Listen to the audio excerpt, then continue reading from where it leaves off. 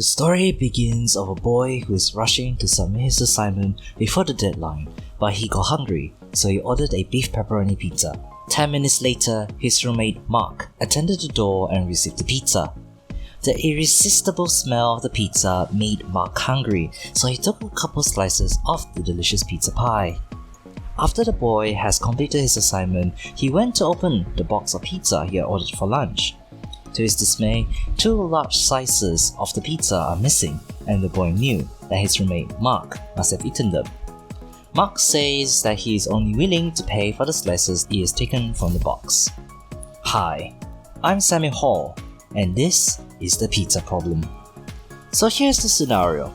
The boy, Sam, ordered a circular 6-slice beef pepperoni pizza for lunch and found out that 2 slices have been eaten by his roommate Mark. He demanded Mark to pay half of the price as almost half of the pizza is gone. On the other hand, Mark is only willing to pay for a third of the price. But Sam wants Mark to pay his accurate share.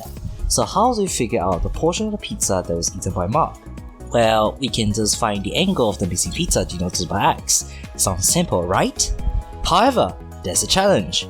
Sam does not have a protractor to find the angle. So surely there must be another way to figure it out without using degrees, right? The answer to that is pi.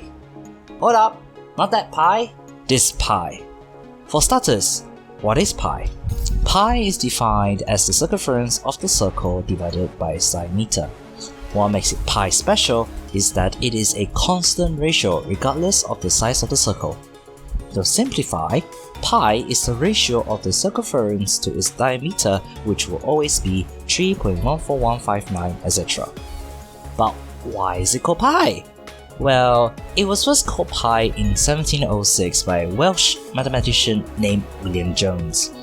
It wasn't because he was thinking of a nice cranberry pie that he names it so, but because pi is the first letter in the Greek word perimetros, which means perimeter.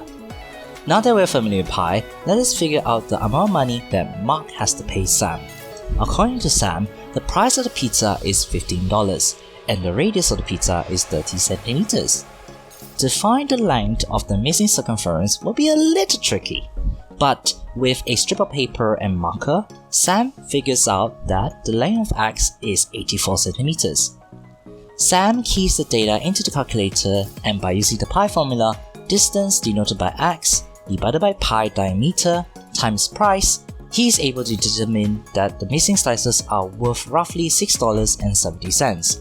But what else can pi be used for, other than calculating pizza of course?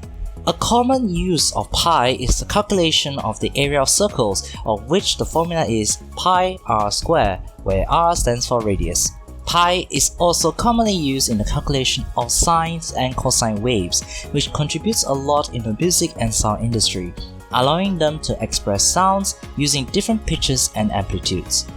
NASA also applies pi in space exploration and scientific calculations. An example is the calculation of the orbit of the moon around the Earth. This shows that the use of pi allows NASA to be able to do accurate calculations of huge magnitudes and distances. Pi is also used in pie charts to accurately express data and statistics as a whole. Now that we know the importance of pi, let us not forget that Mark still owes Sam $6.70. So hand over the money, Mark! Good calculation work, Sam. Now go and enjoy your well-deserved pepperoni pizza.